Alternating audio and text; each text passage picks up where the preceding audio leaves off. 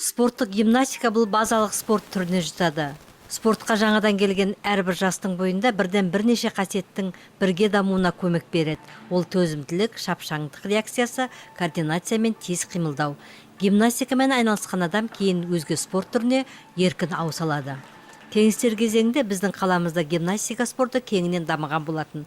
Осы топырақтан шыққан Степан Горбачев, Ринат Абдрахманов секілді спорттық гимнастикадан Қазақстан чемпионы мен спорт шебері болған азаматтар бар. Міне осы жандар қалада спорттық гимнастиканы дамыту туралы идеяны алғаш болып көтерді. Идея принадлежит мне совместно с еще коллективом тренеров.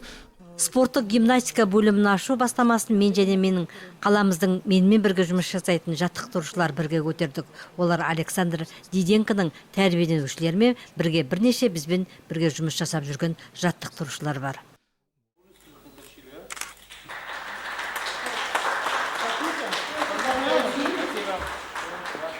Ринат Абдрахманов, Александр Петрович Диденко басқарған Теміртаудың спорттық гимнастика мектебінің тәрбиеленушісі. Ол бірнеше дүркін халықаралық республикалық жарыстардың жеңімпазы, Қазақстан чемпионы болған. Жаттықтырушылық қызметке ауысады. Міне 7 жылдан бері осымен айналысып келеді.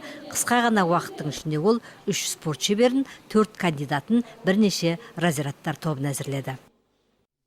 Қарағандыдан кейін біз осы Теміртауда бөлім ашуды қолға алдық. Теміртау спортшылар көп, олар бұрында болған, алдағы уақытта да шығады деген сенімдеміз. Біз осы Теміртауда Диденко мектебінің аясында бөлім ашуды шештік. Бұл дұрыс шешім деп ойлаймын. Біз 4 пен 11 жасқа дейінгі қыздар мен ер балаларды осында күтеміз.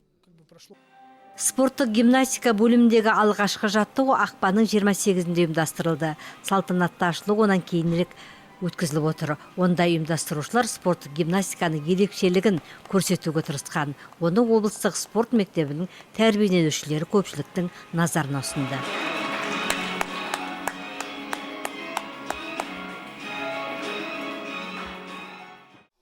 Қымбатты теміртаулықтар, баршаңызды спорттық гимнастикамен айналысуға шақырамыз. 4 жастан 11 жасқа дейін қабылдаймыз. Бізде 4 жаттықтырушы жұмыс жасайды. Ер балалармен бірге қыздарды да қабылдаймыз. Қабылдауда айтарлықтай талап қойылмайды. Кейін іріктеулер өткізіледі. Спорттың бұл түрімен айналысам деушілерге есік ашық. Олар жылына 2 мәрте арнайы іріктеулерден өтеді. Оның аясында жалпы физикалық даярлық туралы тестілеу тапсырады. Екіншіден олар гимнастикалық турнирде сыналады. Алдағы уақыттары осы жаңадан ашылған спорт бөлімі қала басшылары мен спорт сүйер қауым арасында зор қолдауға ие болып дамиды деген біздің де сеніміміз бар.